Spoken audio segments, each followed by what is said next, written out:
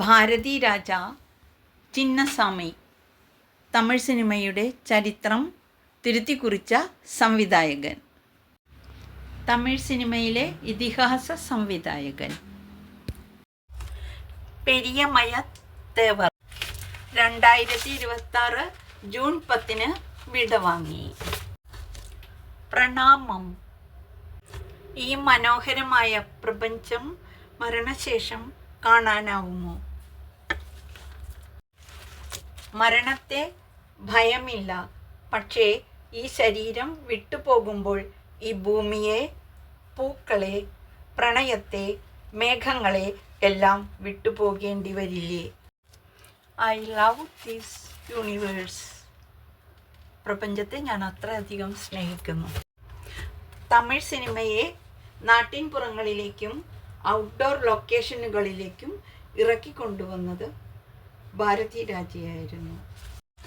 ഗ്രാമീണ ജീവിതത്തിൻ്റെ പച്ചയായ ആവിഷ്കാരങ്ങളായിരുന്നു അദ്ദേഹത്തിൻ്റെ സിനിമകൾ. ബാല്യകാല സുഹൃത്തായ ഇളയരാജയുടെ സംഗീതത്തിൽ 1977 പുറത്തിറങ്ങിയ 16 വയതിനിലെ ചിത്രത്തിലൂടെയാണ് അദ്ദേഹം അരങ്ങത്തെത്തിയത്. ആ ഒറ്റ ചിത്രം തന്നെ വളരെ ഹിറ്റായി. സ്റ്റുഡിയോയ്ക്കുള്ളിലെ ക്യാമറയുടെ മാജിക് അല്ലാതെ ഗ്രാമീണ നിഴലിലേക്കും വെളിച്ചത്തിലേക്കും ക്യാമറ കടന്നു വന്നു. പറയുന്നതെല്ലാം ഹൃദയസ്പർശിയായിരുന്നു.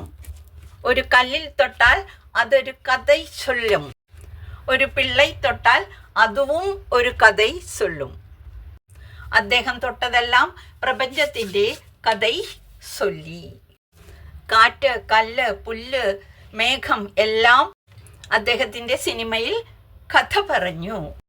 പച്ച മനുഷ്യരുടെ ജീവിതങ്ങൾ. സിഗപ്പ്, റോജാക്കൾ, അലൈക്കൾ, ഓയവാത്തിലായി, മര്യാദൈ, കരുത്തമ്മ, കിഴക്കേ പോകുന്നറിയിൽ നിരവധി ക്ലാസിക് ചിത്രങ്ങൾ അദ്ദേഹം സമ്മാനിച്ചു. തമിഴ്, തെലുങ്ക്, ഹിന്ദി എന്നിവയിലെല്ലാം സംവിധാനം ചെയ്തിട്ടുണ്ട്. ഇദ്ദേഹത്തെ ആരാധകർ വിളിച്ചിരുന്നത് ഏക്കനാർ ഇമയം, സംവിധായകരിലെ മഹാമേരു. സിനിമാ ലോകം വിളിച്ചിരുന്നത് യക്കുനർ ഇമയം, സംവിധായകരുടെ ഹിമാലയം.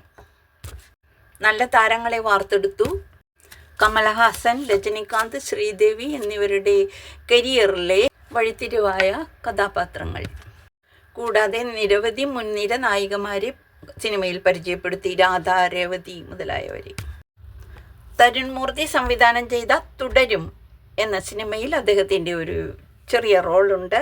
സ്റ്റണ്ട് മാസ്റ്ററായിട്ടാണ്. അതായിരുന്നു അദ്ദേഹത്തിൻ്റെ അവസാന ചിത്രം.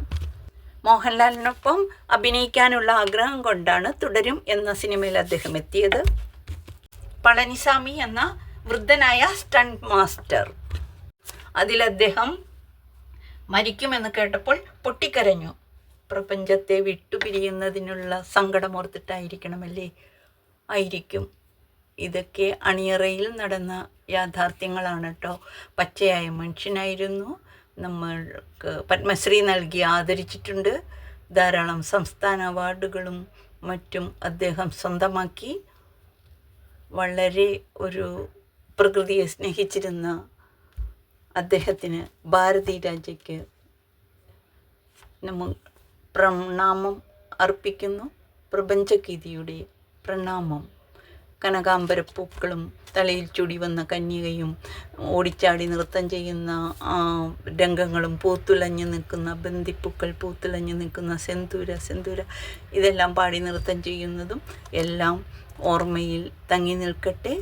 ഭാരതി രാജ മരിക്കാൻ അദ്ദേഹത്തിന് പേടിയില്ലായിരുന്നു. പ്രപഞ്ചത്തിലെ സൗന്ദര്യം നമുക്ക് ഏവർക്കും പ്രിയപ്പെട്ടതാണ്.